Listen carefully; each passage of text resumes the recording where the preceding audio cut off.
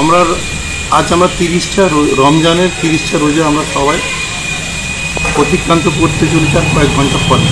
ঠিক তারপরে আমরা পবিত্র ঈদ উল ফিতরের নামাজ আমরা আগামীকাল সবাই পালন করব। শুধু আমরা নয়, সমগ্র বিশ্বের মানুষ 30টা রমজানের পরে পবিত্র ঈদ উল ফিতরের নামাজ পালন করে, যে নামাজ মধ্য দিয়ে সমগ্র বিশ্ববাসীর কাছে আমরা এই বার্তা দিতে চাই যে নামাজের রাকাতে আমরা যখন দাঁড়িয়ে থাকি তখন কে ধনী, কে গরিব, কে মূর্খ, কে উচ্চশিক্ষিত নয়, সবাই একই লাইনে একই সূত্রে আমরা সবাই আবদ্ধ হয়ে নামাজটা করি। আমরা সেখান থেকে বার্তা যে এই পৃথিবীতে সমস্ত মানুষ এক, আমরা মানুষের সেবায় ব্যস্ত থাকি। কারণ এই পবিত্র রমজান মাস যে 30 দিন ধরে যে রমজানের উৎসব চলছে সারা বিশ্বব্যাপী, যেখানে একই গ্রীষ্মের একই টাইম, সেখানে সাহেরির টাইমও এক, ইফতারের টাইমও এক। এই 30 দিন ধরে যে উৎসব চলছে একই টাইমে, এই উৎসবের মাস এবং এই মাসটা হচ্ছে সংযমের মাস, এই মাস হচ্ছে পবিত্র মাস, এই মাস হচ্ছে সৌহার্দ্যের মাস, এই মাস হচ্ছে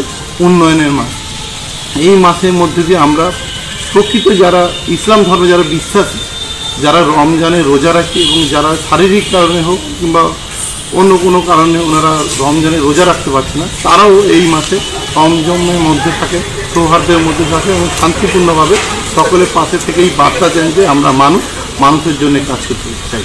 এবং এই রমজান মাসে আমরা দেখুন, রমজানের খুশির ঈদে আমরা সকলেই নতুন বস্ত্র পরিধান করে আমরা রমজানের পর ঈদের নামাজ পড়তে যাই এবং আমরা বিভিন্ন স্বেচ্ছাসেবী সংগঠন এবং ব্যক্তিগতভাবে সবাই চেষ্টা করে নতুন বস্ত্র প্রদান করে যারা অসহায় দুস্থ আছে তাদেরকে নতুন বস্ত্র পরিধান করে আর ঈদের নামাজে আমরা আনন্দ সামিল হই। এবং এই আনন্দটা এমন আনন্দ হবে যে আনন্দ অপরের নিরানন্দ না হয়, এই দিকে আমাদের সকল দৃষ্টি রাখতে হবে। আমরা সকলে আনন্দ করব, কারণ এই বাংলার মুখ্যমন্ত্রী মমতা বন্দ্যোপাধ্যায় বারে বারে বলেছেন ধর্ম যার যার, উৎসবটা কিন্তু সবার। ঠিক আমরাও সেই একই কথায় বিশ্বাসী যে ধর্ম আমার, উৎসবটা যেন সবার মধ্যে ছড়িয়ে যায়, এই পাশে